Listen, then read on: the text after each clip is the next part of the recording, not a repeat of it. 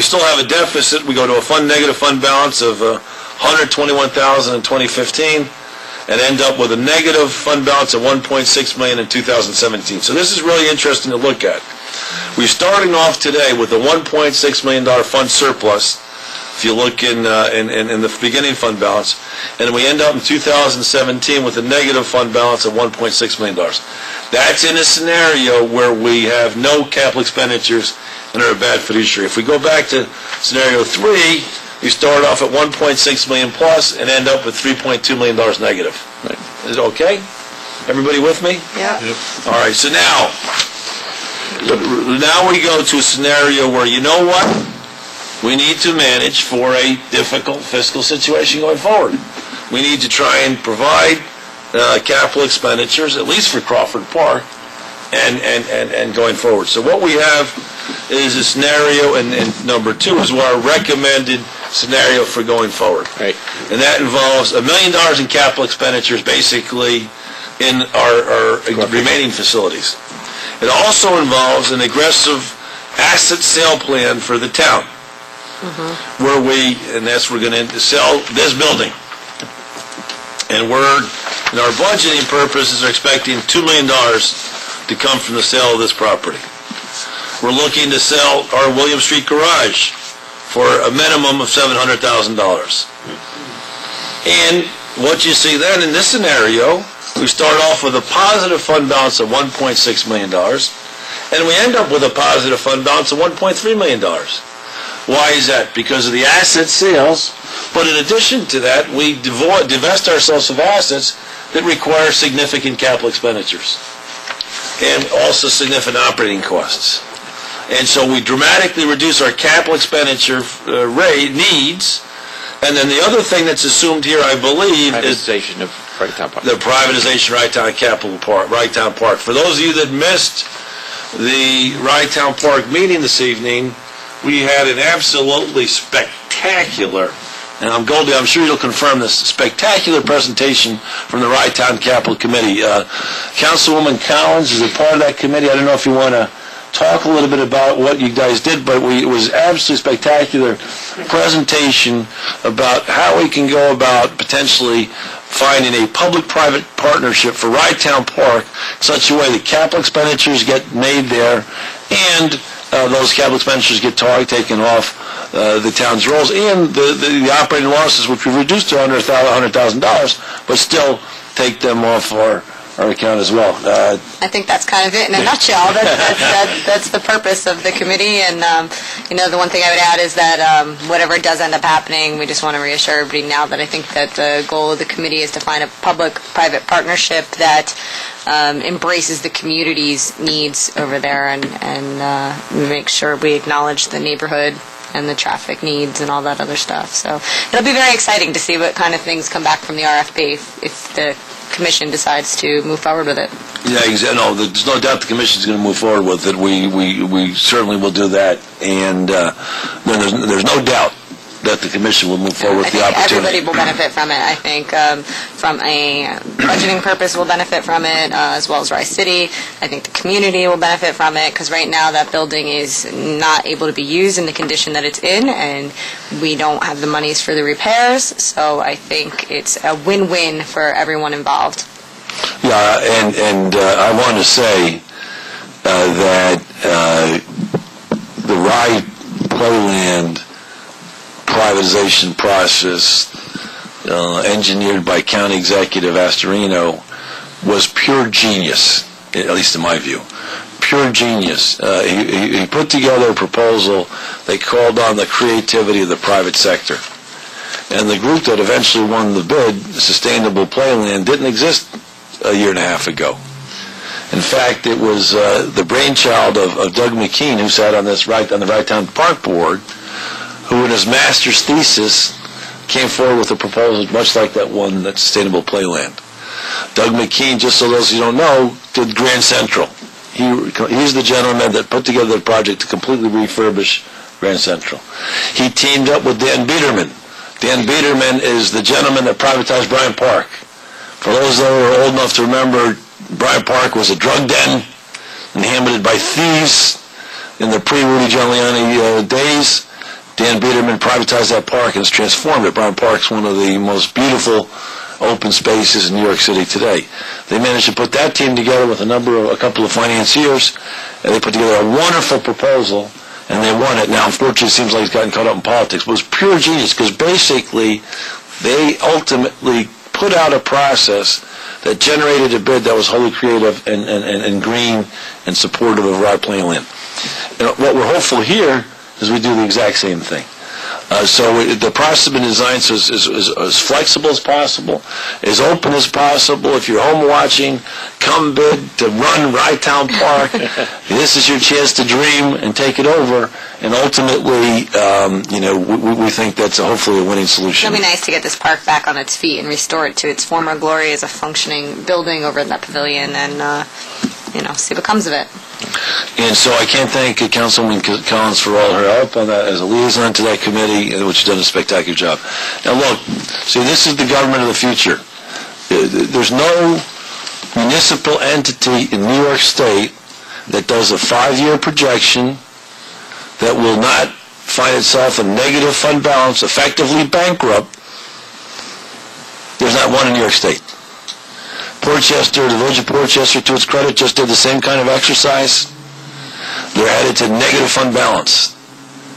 And the projections are not any less conservative than ours. They're not overly conservative. In fact, they assume 1% revenue increase every year, which is about what we did. Negative fund balance. Do you realize in 2018 there'll be minus $18 million? $18 million. Do you realize that 45% of the Portchester tax bill in 2018 will be eaten up by employee benefits? Goldie's absolutely right. The only way you're going to save Portchester, any municipality, is if you get more properties onto the tax roll that don't eat up additional expenditures. And let me tell you, anybody that doesn't do a 5-year plan, I want to thank Mr. Arcaro for all this hard work. Mr. Byrnes and Mr. Nowotny. Mr. Byrnes and Mr. Nowotny for this wonderful hard work. Very eye-opening. Because it is eye-opening. And we got a lot of criticism for letting people go. No one wants to let people go. But when we did the numbers this year, we realized that we're still eating, as you see, $400,000 into our fund balance. And then we knew we didn't have a sustainable situation. What I hadn't appreciated how much worse it was going to get. And this is across the state. So any municipal entity, any governmental entity that doesn't follow the state controller's advice and put forward a 5-year projection is sticking their head in the sand. It's as if Super Storm Sandy would come and you say, I'm not going to prepare for it. This is the reality. This is the reality in New York State. Why is that? Because we guarantee benefits to every municipal employee. When you guarantee, the way they account for it, they say they're going to get a 7% return. Well, no one's getting a 7% return today. We're getting a 2-3% return. So what happens is the employee benefit costs go through the roof every year. How much are employee benefit costs increased, Mr. Nowotny? 150, 200% last couple of years? Probably over 230. 230%. Over what time frame? 3-4 years? Well, we've been here 5 years. 5 years. So 230% in 5 years. Get ready for the future. Now, just to really put a nice bleak picture on it, Detroit was just intervened. Detroit was intervened as bankrupt. Mr. Noto, do you know what percentage of the budget is absorbed in 2017 in Detroit by employee benefit costs? No. Take a wild guess. 80%. Exactly right. 83%. Win something, Phil? 83%. No, what you win for it is a sense of urgency that, you know what, if you don't change the way you govern yourself, if you don't change the way you deliver services, it's game over. It's game over for the United States. It's game over. China's running its government and more efficiently than we are, without obviously a vote. So I'm not suggesting that's a better system, but they're running their government much more efficiently. And at the end of the day, we always love to say the United States is the best system in the world and we're the best. Hey, let me tell you something. You're not. You're not. I have some real questions as to whether the United States is capable of making coherent public decisions. Real questions. And then I'll just finalize this by saying, we'll give an update on the town dissolution. But I'm afraid, Goldie, unfortunately, you're going to have to make those kinds of hard decisions. I don't like it any more than you do that we lose a historic entity. But these are the kinds of tough decisions that every municipality is going to be faced with going forward. So, any other questions from the board? No. So we'll continue to update it, revise it, and keep you current on it, but clearly it's an important tool for planning. Certainly has implications financially, but it does seem to suggest, at least what I get the sense of the council, is indeed fiscal conservancy, but also being aggressive in sale of assets, especially when those assets are costing us money if we retain them. Greg, can you send me a copy of that? Absolutely. And then your point's also well taken about assumptions about rates of expenditures and rates of revenue. So absolutely, we'll send those to you. Yeah, I believe a flat revenue is not a realistic assumption. Councilman Norris, I got to tell you, I think that's wishful thinking. Our experience has been the mortgage tax is down 40%, 45% since we took over. It hasn't really started to respond. Down over $1 million. Down over $1 million. And so, look, I hope you're right, but you can't count on it. And the projection numbers are, consistent. That's true. You can't. But we've hit bottom, and the only place for it to go is up, as the market improves. So we're probably at the worst revenue that we'll ever see. In the future, I know we will see better revenue from the mortgage tax, particularly. I don't know if that's next year, 2 years from now, or 5 years from now. But I can guarantee that it'll probably go up from where we are today. It's not going to go any lower. That's why I think that the revenue forecast is a little bit understated. Secondly, and I'm not in favor of asset sales because getting rid of fixed assets to pay running costs is not the solution to get out of a bind like this.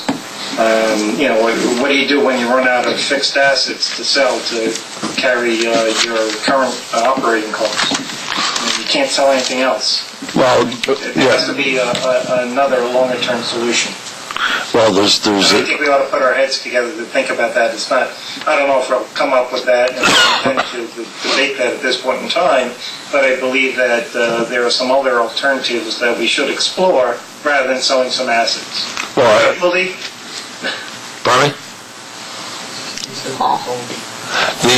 I guess I'm certainly happy to. We'll get you the Excel file, and please, if you have different view, and share that with us.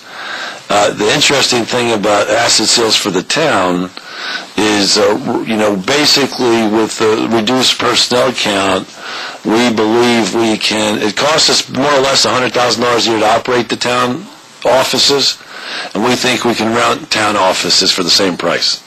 So your opportunity, I agree with you, normally asset sales is a one-off and you don't want to do it. In this scenario, unless you're planning to make $1 million in capital expenditures and incur $100,000 operating expense, you actually have a scenario where you, for the same annual expenditure, could pocket $2 million and have that as rainy day money, because my view of the world is much more precarious. I'm not as confident as you things are going to improve. When you have Cyprus determining the health of the global economy, I think we're in an enormously precarious situation, and I'm hopeful you're right, but I'm not. That's all those rich investors over on Wall Street worrying about the bond issues in Cyprus and the devaluation of the currency there. I mean, that's not, I doubt, seriously, that that's going to affect us here in our town. Look, I'm just waiting for the other shoe to drop. The United States is bankrupt. You're funding 100% of your federal operating budget with debt. Okay. I just don't think trading the fixed asset for an operating or running cost is a smart idea. Perfect. Okay. Well, certainly, take a look at any suggestion you have. You have the Excel file. I'm certainly more than happy to explore any suggestions you have about solving the situation differently. Thank you. We'll send it. Thank you so much. Thank you, Mr. Arcaro.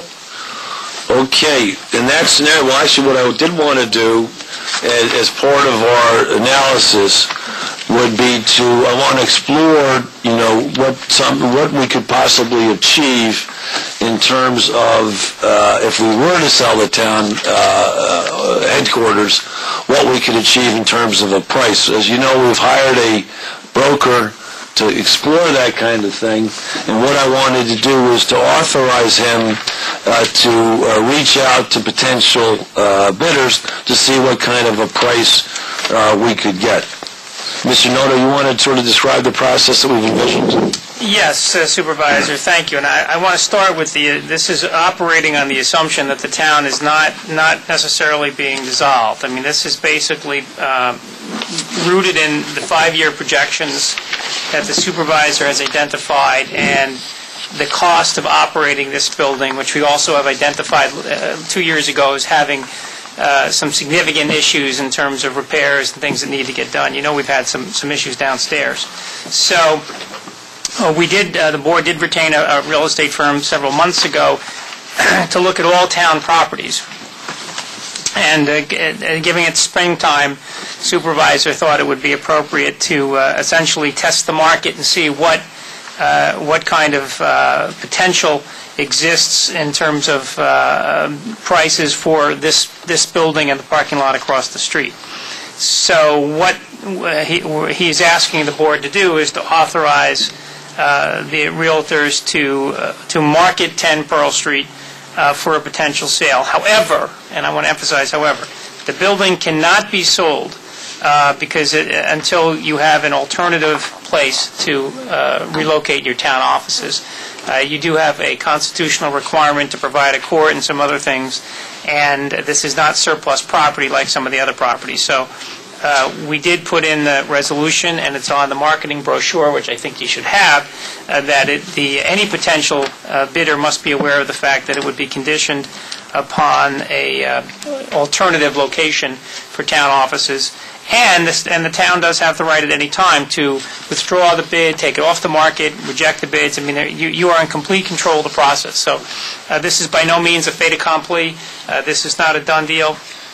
This is really just a chance to see what's out there and to test the waters and see if there's any interest. And if there is any interest, what kind of revenue that might provide. Did you get that, Councilman Iores? You there? Yeah, I heard it. Okay. Did you hear me before when I said I'm not in favor? Yes, no, I did. I thought your comments were a great segue to this proposed resolution, and I But you didn't change my mind, Paul. No, I'm not. Just so you know, I'm not the advocate here. You'll have to take that up with the supervisor. I'm just the attorney. Any other questions? So we know, I'm certainly not the advocate of selling 10 Pearl Street or any other that to pay for or cover any shortfalls. Okay. The alternative is that we have, and we've discussed this in the past, and again, this is what we need to look at going forward, is that there needs to be a considerable capital investment in this property. Years ago, the Village of Portchester and the Town of Rye both, officed out of this building. Village of Portchester left the Town of Rye with a void of income, and we had empty space here. It's a very unique space that we have, and it's really not marketable, as we can see, because we still have empty space in this building. So we can't bring in tenants that are going to pay a premium rate to help subsidize the building itself. So we made the last three investments we made was the elevator and the roof, because we needed to have a new roof and we needed the elevator for public to have a public assembly here for handicapped personnel. The other repairs that were made specifically because of emergency condition. We had a flood in the basement. And we put in 2 new pumps, Bishop, and a new furnace. And as far as the work that's been done here, we have to either make a decision to invest the money in this facility, or look to a different alternative. I agree with Bob in the sense that you don't sell an asset to as a stopgap to fill a hole, but in keeping the facility, in keeping the property, it's creating the whole.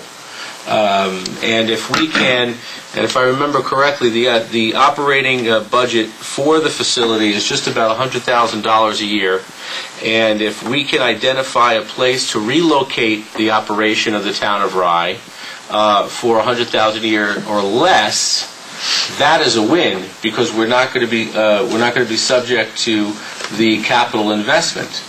And that's just the way that I see it. But I'm open for suggestion, and if there's someone that can come up with a better plan, I'd be more than happy to get on board with that as well. Well, again, I think the other point is it's not something that we've been coming as a surprise. We've been talking about the possibility of doing something like this for, I think, almost 2 years.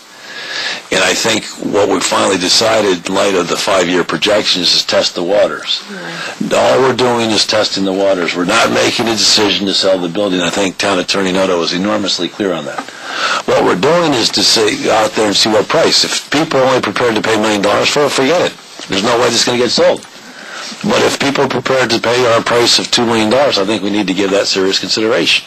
So I think what the proposal on the table for this evening is to test the waters. And then, look, please take a hard look at the budget, Mr. Norris, and, if you can find ways to make the town sustainable and viable going forward on something other than a hope-for basis, then I'm all ears. We've been struggling with this now for a good 8 months, and I just don't see how we can do it. But look, if you can find a way to make it work, that's terrific.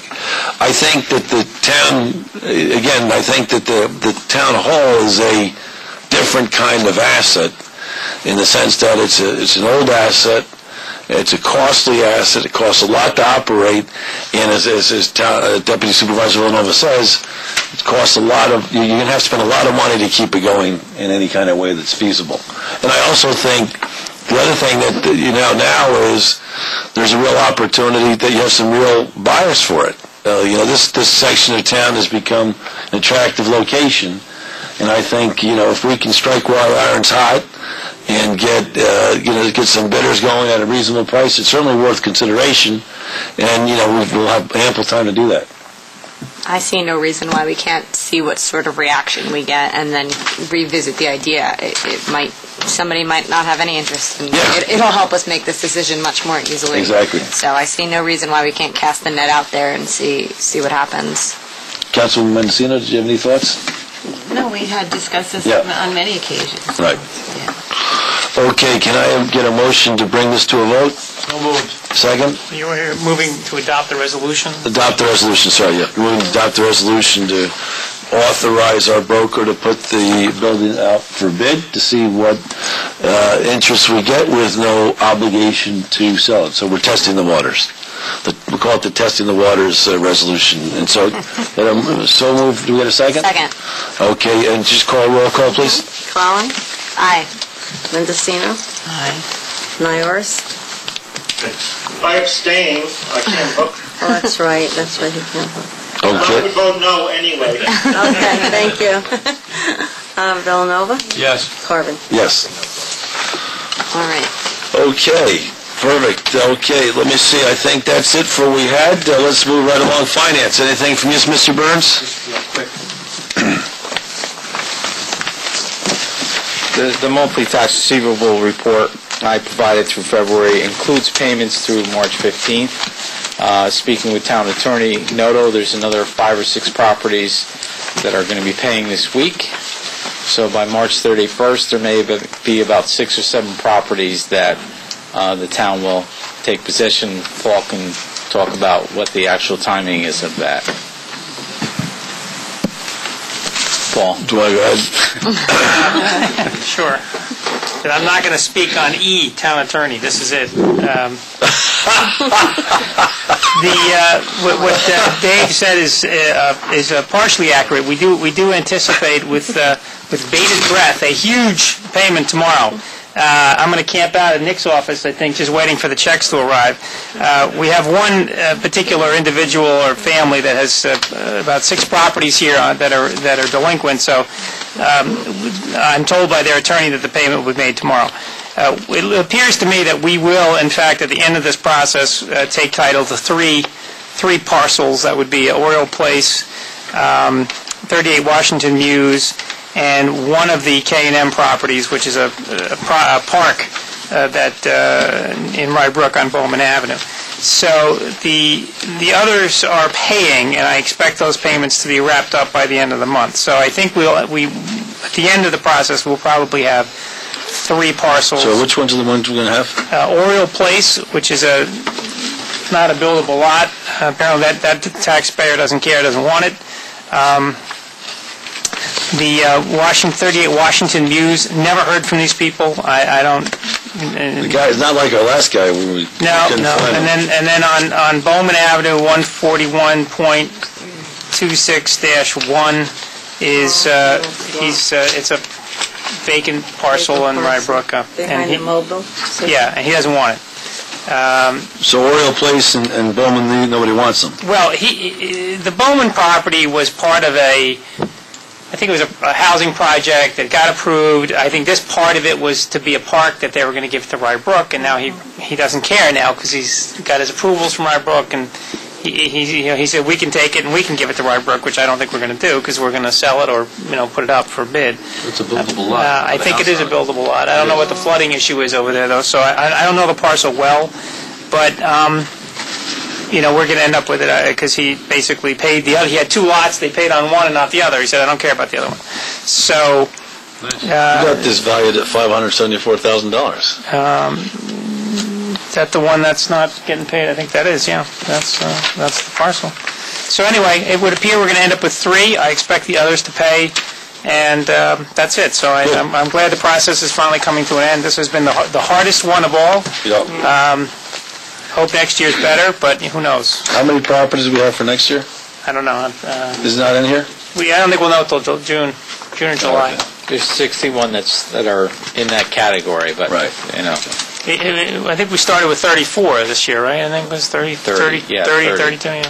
And we got 61. Yeah, but we have another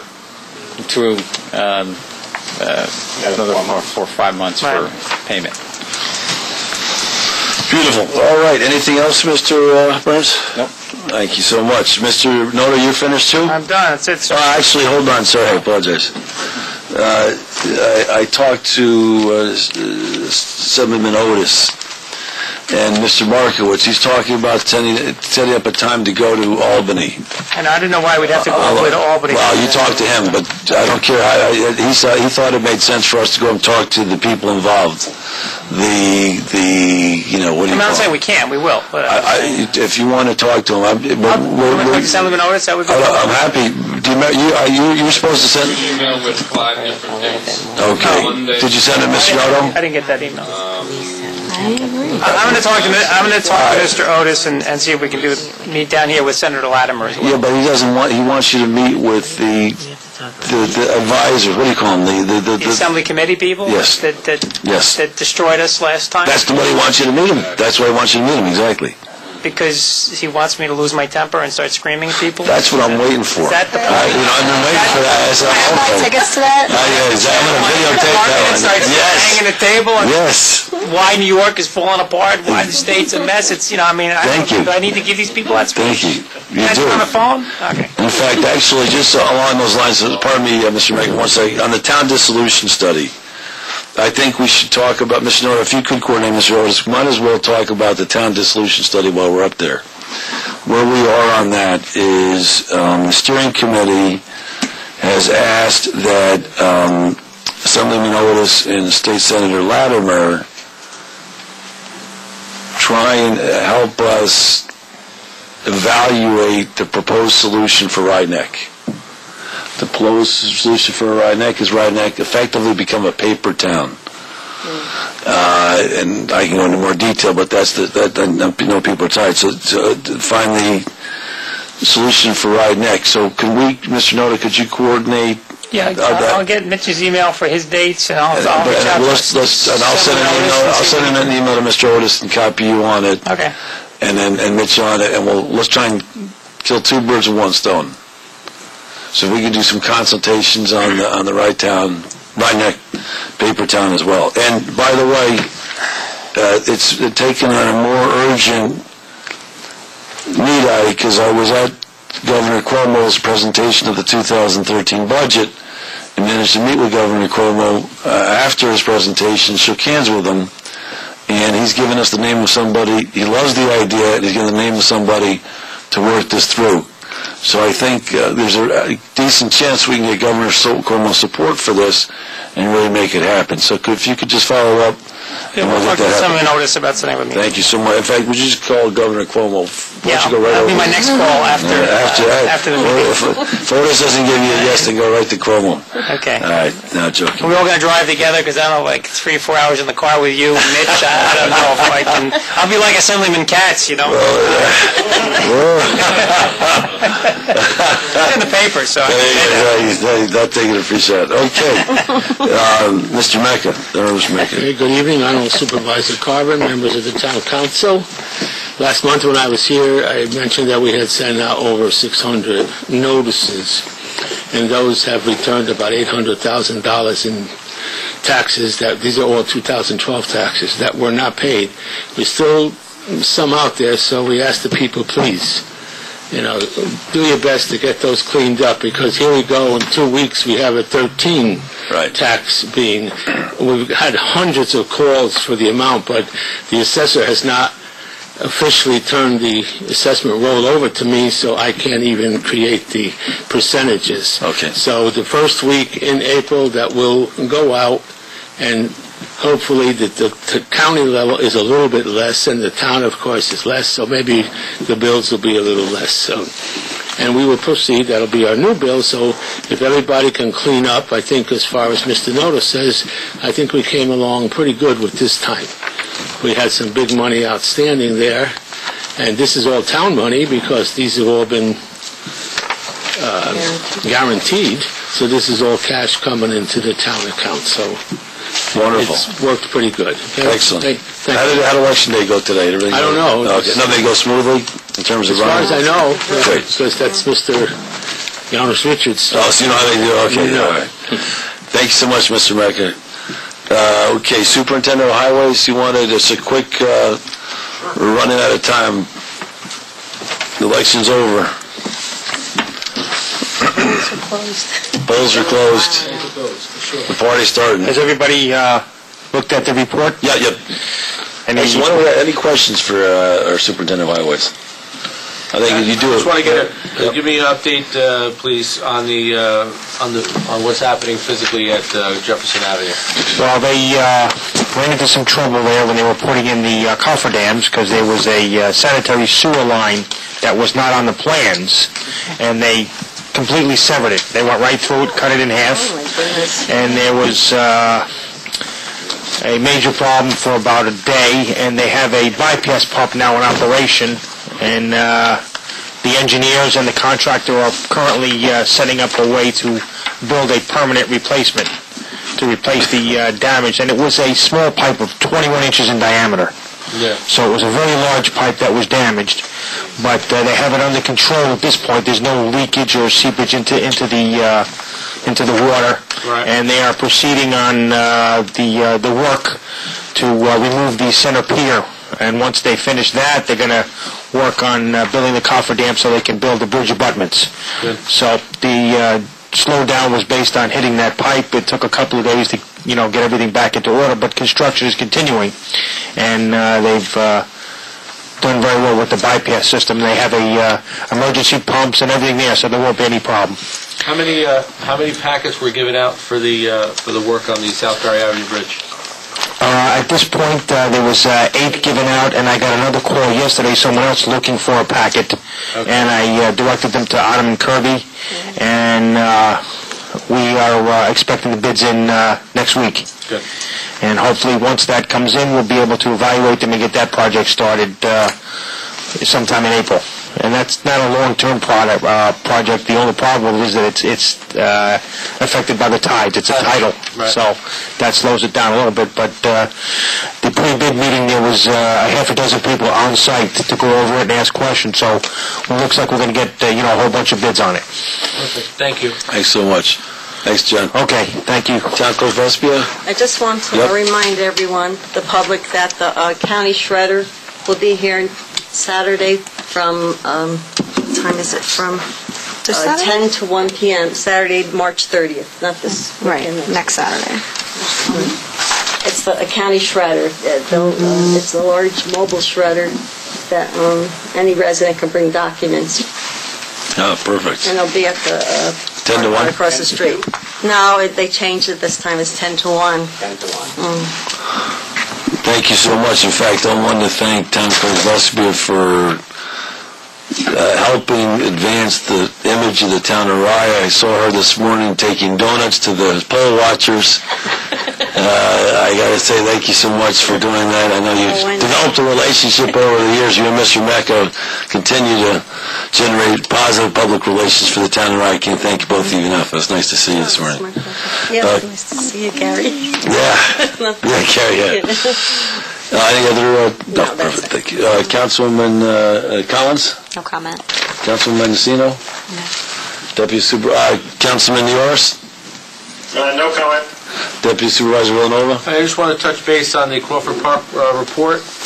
Bishop, just on 2012, it says year-to-date, that one box. We have to change that, because that's showing full year-to-date for 2012. Right. Okay. In fact, I think they all do there. We can fix that, though. Okay.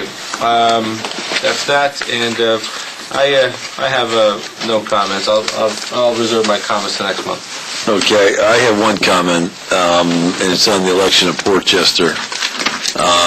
We're fairly fair-minded and attempt to be bipartisan, but I did want to say I was disappointed to see Democrat literature going out and accusing this board of nepotism for decisions made by the village board. That's clearly not the way to generate goodwill. And I just wanted to go on the record as saying that it's enormously disappointing to see our board accused of nepotism for decisions made by the village board of Portchester.